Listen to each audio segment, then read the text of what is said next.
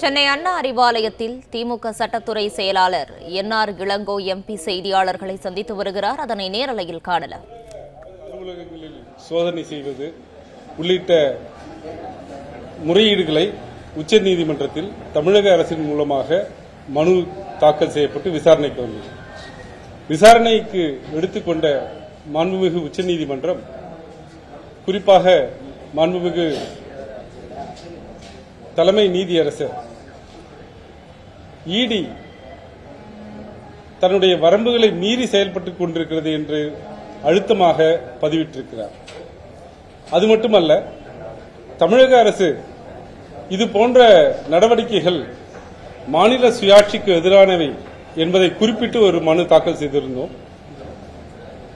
இந்த நடவடிக்கைகள் எல்லாம் பெடரலிசத்திற்கு எதிரானவை என்ற கருத்தினையும் மாண்புமிகு உச்சநீதிமன்றம் பதிவு செய்து ஈடியுடைய நடவடிக்கைகளுக்கு தடை விதித்திருக்கிறது.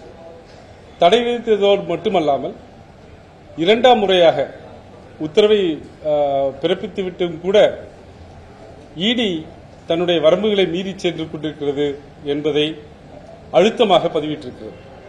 எனவே தமிழக அரசு இத்தனை நாள் சொல்லி வந்த இடியுடைய நடவடிக்கைகள் முறையற்றவை, மாநில சுயாட்சிக்கு எதிரானவை, அரசியல் காழ்ப்புணர்ச்சி கொண்டவை என்பதை உச்சநீதிமன்றம் ஏற்றுக்கொண்டு இன்றைக்கு அந்த நடவடிக்கைகளுக்கு தடை விதித்திருக்கிறது.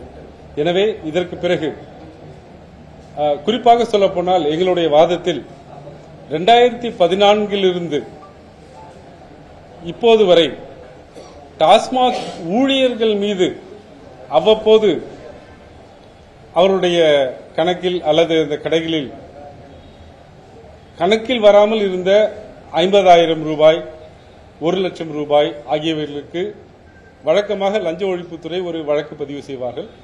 அந்த வழக்கினை பதிவு செய்த பிறகு அந்த பணத்திற்கு தகுந்த விளக்கம் கொடுத்தால் அந்த வழக்குகள் முடித்து வைக்கப்படும்.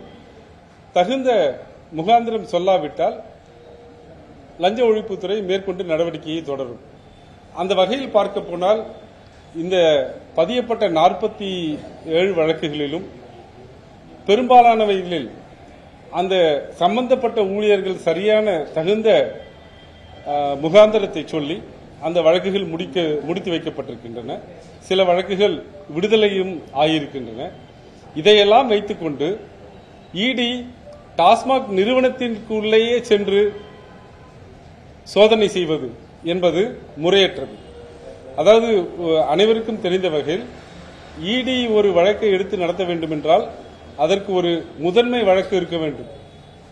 பிரிடிகேட் அஃபென்ஸ் என்று சொல்வார்கள். அந்த பிரிடிகேட் அஃபென்ஸுக்கு சொல்லப்பட்ட உரித்த நபருக்கு மேல் மட்டும்தான் இடி நடவடிக்கை பாயும்.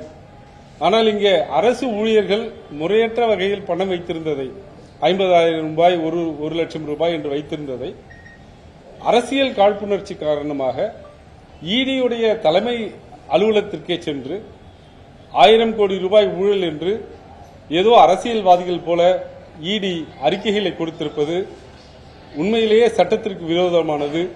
அதைத்தான் தமிழக அரசு சொல்லிக்கொண்டே வந்திருக்கிறது. திராவிட முன்னேற்ற கழகமும் அதை சொல்லிக்கொண்டே வந்திருக்கிறோம்.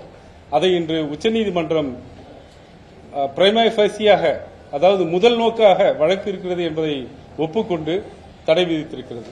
இந்த செய்தியை சொல்வதற்கு தான் இந்த கூட்டம். அனைத்து எல்லைகளையுமே தாண்டி இருப்பதாக சொல்லியிருக்காங்க. பல இடங்கள்ல அரசு பண்ணா 1 வருஷம் இருக்கணுமா அப்படின்றத கட்டாயமான கேள்வி கேட்ட உச்சநீதிமன்றம் இன்றைக்கு அனைத்து வரம்புகளையும் மீறிட்டீங்கன்னு சொல்லியிருக்காங்க. இதை நீங்க எப்படி பாக்குறீங்க? ஆமா, அனைத்து வரம்புகளையும் மீறிவிட்டார்கள் என்றால் ப்ரொசீஜரல் நடைமுறை சட்டங்களை மீறி இருக்கிறார்கள், அரசியலமைப்பு சட்டத்தை மீறி இருக்கிறார்கள், பெடரல் ஸ்ட்ரக்சர் என்று சொல்லக்கூடிய அந்த மாநில சுயாட்சி என்பது அரசியலமைப்பினுடைய அடிப்படை தத்துவம், அதை மீறி இருக்கிறார்கள். அது மட்டுமல்ல, அரசியல் காரணங்களுக்காக இந்த சட்டத்தை துஷ்பிரயோகம் செய்திருக்கிறார்கள். எனவேதான் உச்சநீதிமன்றம் நீங்கள் எல்லையை மீறி சென்று கொண்டிருக்கிறீர்கள் என்று சொல்ல வேண்டிய தருணம் வந்திருக்கிறது.